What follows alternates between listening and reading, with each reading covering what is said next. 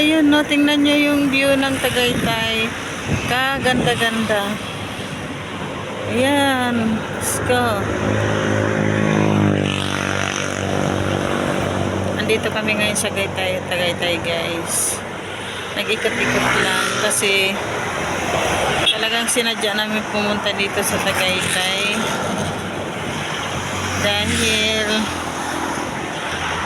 doon sa baba, ramdam namin yung sobrang lamig. Kaya pumunta lang kami dito para makiramdam din kung gaano kalamig talaga dito. Kaya ngayon, talagang napatunayan namin na sobrang lamig.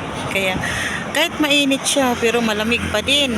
Kaya ayan guys, so ang ganda talaga.